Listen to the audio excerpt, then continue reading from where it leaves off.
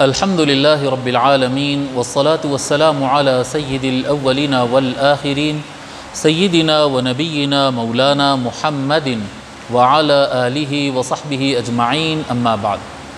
محترم خواتین و حضرات، السلام علیکم ورحمۃ اللہ.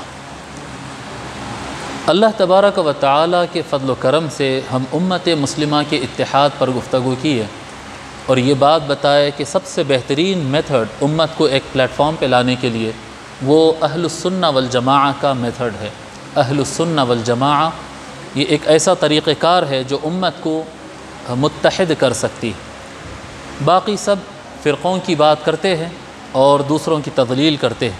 امت مسلمہ کو متحد کرنے کی جو حقیقی جد و جہد ہے وہ اہل السنہ والجماعہ کے پاس ہے. اہل السنہ المحمدیہ، حضور اکرم صلی اللہ علیہ وآلہ وسلم کی سنت والے، لوگ کے درمیان رہنے اور لوگ کو ساتھ لے کر چلنے میں حضور صلی اللہ علیہ وآلہ وسلم کی کیسی سنت رہی. یعنی آج ہم جو اختلافات دیکھتے ہیں کہ چھوٹی چھوٹی بات پر ہم دیکھتے ہیں کہ لوگ میں اختلاف ہوتا ہے، سیاسی اختلاف ہوتا ہے، سوشل اختلاف ہوتا ہے، یا پھر عقیدے میں اختلاف ہوتا ہے، اور جو بھی اختلاف ہو، وجہ کچھ بھی ہو، تو اختلاف کے ساتھ ہی ہمارا آپس میں سلام کلام بند، ملاقات بند، بلکہ دلوں میں نفرتیں پالنا ہم شروع کر دیتے ہیں. دیکھتے ہیں حضور اکرم صلی اللہ علیہ وآلہ وسلم کا طریقہ کار کیا ہے.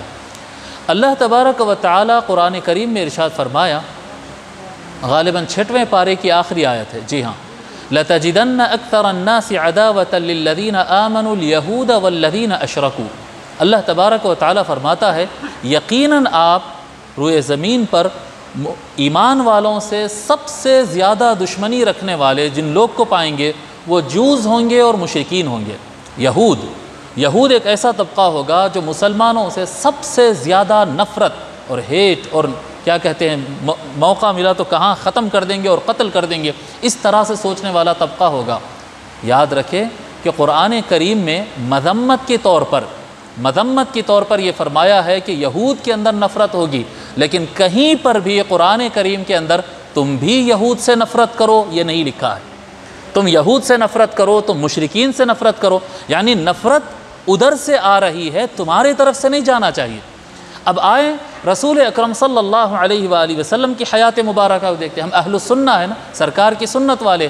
سرکار صلی اللہ علیہ وآلہ وسلم جب مدینہ منورہ تشریف لائے اور مدینہ ایک اسٹیٹ بن گیا، ایک کمپلیٹ گورنمنٹ بن گئی، حضور اکرم صلی اللہ علیہ وآلہ وسلم کے ساتھ مہاجرین مسلمان بھی تھے، انصار مسلمان بھی تھے، یہود تھے، یہود بنی قریظہ تھی، یہود بنی نضیر تھی، کئی قبیلے یہود کے وہاں پر رہتے تھے، اور ان کے علاوہ کچھ عیسائی بھی رہتے تھے اور کئی مشرک بھی رہتے تھے، مورتی پوجا کرنے والے، سبھی لوگ رہتے تھے.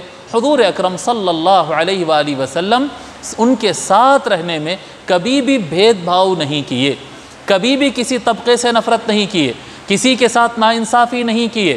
حضور اکرم صلی اللہ علیہ وآلہ وسلم ایک مرتبہ حضرت عبداللہ ابن عمر رضی اللہ تعالیٰ نے اپنے نوکر سے بار بار پوچھتے، جو کھانا پک رہا تھا گھر میں، کھانا پک رہا تھا، امام غزالی رحمۃ اللہ علیہ احیاء العلوم میں نقل کرے، صحابی جو ہے حضرت عبداللہ ابن عمر، ان کے گھر میں کھانا پک رہا تھا تو نوکر سے پوچھے کہ پڑوسی کو دے کر آئے کیا، ہمارے یہودی پڑوسی کو دیکھ کر آئے کیا، یہودی تھا ان کا پڑوسی، دے کر آئے کیا.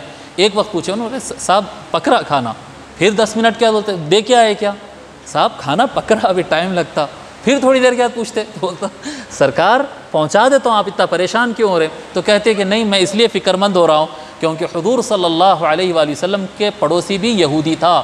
سرکار کے کئی پڑوسیوں میں ایک پڑوسی یہودی تھا، اور حضور صلی اللہ علیہ وآلہ وسلم جب تک اپنے بھوکے پڑوسی کے پاس کھانا نہیں بھیج دیتے، یہودی بھوکے پڑوسی کے پاس جب تک سرکار کھانا نہیں بھیج دیتے تھے اس وقت تک خود لقمہ نہیں اٹھاتے. تو مجھے اس بات کا ڈر ہے کہیں تو کھانا مجھے سامنے پیش کر دے گا اور میں پہلے کھا لوں گا اور پڑوسی میرا بھوکا رہ جائیں گا. کون سا پڑوسی؟ یہود. کون سا یہودی؟ جس کے بارے میں اللہ تعالیٰ فرما رہا ہے کہ یہ سب سے زیادہ نفرت کرنے والی قوم.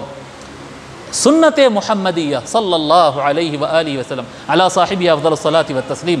یہ سنت کیا ہے کہ سامنے والے جتنے بھی نفرت کرتے ہو، آپ کی طرف سے نفرت نہیں جانا چاہیے، ہماری طرف سے نفرت نہیں جانا چاہیے.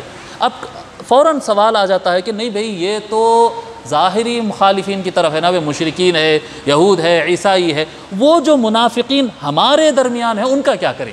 یہی ہوتا نا، ہم اس کو سلام نہیں کرتے، ہم اس کے ساتھ کھانا نہیں کھاتے، ہم اس کو بلاتے نہیں، ہم بائیکاٹ کرتے، کیوں؟ ان منافق ہے، ان منافق۔ ایک بات ذہن نشین کر لیجئے آپ، ہم کسی کو شور یقینی طور پر یہ منافق ہے نہیں کہہ سکتے، کیونکہ نفاق دل کا کام ہے، اور ہم میں سے کسی کے اندر یہ صلاحیت نہیں ہے کہ ہم کسی کے دل میں جھانک سکیں۔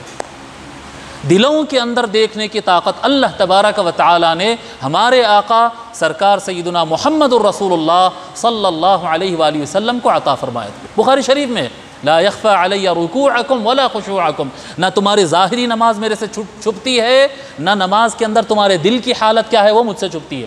دلوں کے اندر کی حالت بھی میں جانتا ہوں، تمہاری نیتوں کو، تمہاری کیفیت کو جانتا ہوں۔ دلوں کو سرکار جانتے تھے، اور حضور اکرم صلی اللہ علیہ وآلہ وسلم کسی منافق کو مسجد نبوی سے کبھی نہیں ہکالے، کبھی دسترخوان پہ سے کسی منافق کو نہیں اٹھائے۔ منافق جانتے تھے سرکار اور تعلیم دے رہے تھے، اور کہیں ایسا موقع آ گیا تو سرکار بتا بھی دیے کہ فلاں شخص فلاں شخص فلاں شخص منافق ہے، بتا دیے بھی، اور اس کے باوجود کبھی اس کو ہکالے نہیں، کبھی اس سے بائیکاٹ نہیں کرے، کبھی اس کو مارے نہیں، کبھی اس کو نیچ نظر سے نہیں دیکھے۔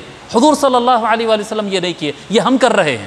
یہ آج جو ہے مولوی جو جھگڑے ہوتے ہیں نا، مفتی جھگڑے، مناظرے وغیرہ، اس کا یہ رزلٹ نکلتا ہے کہ ہم آپس میں نفرت کر رہے ہیں، جبکہ ہم کو شور نہیں معلوم کہ سامنے والا منافق ہے یا نہیں ہے۔ فلاں جماعت کا ہے تو منافق ہے، فلاں جماعت کا ہے تو منافق ہے۔ ارے ہاں، میرے کو آپ کو کیسا معلوم بھائی؟ یہ دلوں کا حال ہم کیسا جانتے؟ جو سرکار خود جانتے تھے یقینی طور پر، اللہ تعالیٰ نے یہ صلاحیت ان کو دیا، یہ پاور ان کو دیا کہ دلوں کا حال جانتے تھے، وہ سرکار تو کبھی نہیں اس طرح سے کیے۔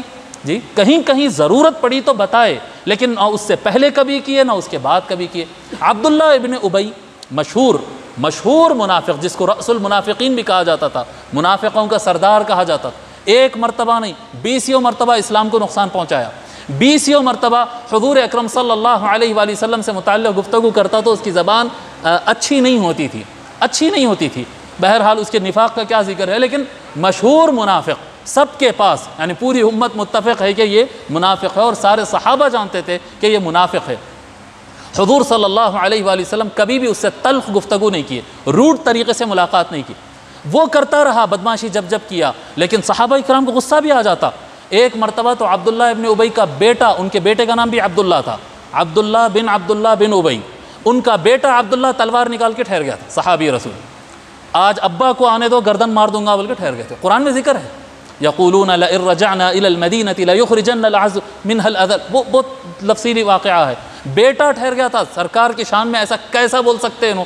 آج ابا کی گردن مار دیتا ہوں بلکہ بیٹا ٹھہر گیا تھا، ایمان والا تھا، کھڑا ہو گیا۔ حضور صلی اللہ علیہ وسلم فرمایا نہیں آ جاؤ، نہیں مارنے دیے۔ اور عبداللہ ابن ابی، یہ آپ تھوڑا سن کر بعض لوگ شوق ہو جاتے، جب عبداللہ ابن ابی کا انتقال ہو گیا، مر گیا، منافقوں کا سردار تھا، سب جانتے تھے یہ منافق ہے، لیکن جب مر گیا، جب آ کر اطلاع دیے، بیٹا ہی آ کے اطلاع دیا کہ یا رسول اللہ میرا باپ مر گیا، بدماش باپ تھا میرا، جس آپ آئے دن اسلام کو نقصان پہنچاتا، آپ کو تکلیف پہنچاتا، یا رسول اللہ میرا باپ مر گیا۔ حضور صلی اللہ علیہ وآلہ وسلم اپنا کرتا اتار کے دے دیے، اس کو کفن میں پہناؤ، کرتا اتار کے دے دیے۔ صحابہ دنگ رہ گئے، یا رسول اللہ یہ کیا عمل ہے؟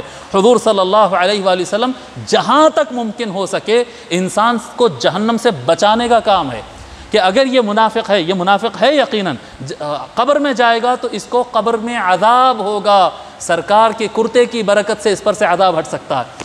ہم جو غصے میں آتے ہوئے فلاں جہنمی، فلاں دوزخی، ان تو قبر میں جلیں گا، ان تو جہنم میں جلیں گا، سرکار کا یہ سنت نہیں۔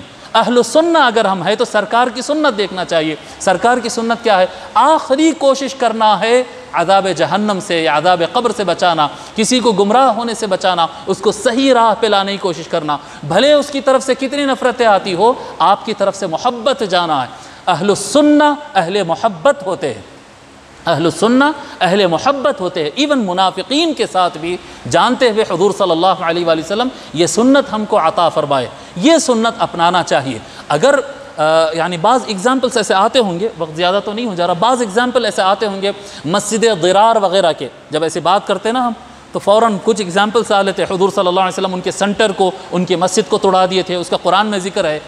وہ ایڈمنسٹریشن لیول کی بات ہے، ایڈمنسٹریشن لیول پر جی حکومت کے لیول پر جب پتہ چلے کہ ایک اڈا بنایا جا رہا ہے جو فساد کے لیے بنایا گیا ہے، تو ایڈمنسٹریشن کو یہ اختیار ہے کہ اسے ہٹا دے، توڑوا دے یا کسی کو جیل کروا دے، لیکن انڈیویژل مسلمان کو یہ حق اختیار نہیں ہے۔ مسجد ضرار بنانے والوں کے سنٹر کو تو سرکار توڑوائے، لیکن مسجد ضرار بنانے والے لوگ کو نہ قتل کروائے، نہ ان کا بائیکاٹ کروائے، نہ ان کو مدینے سے ہٹا لے۔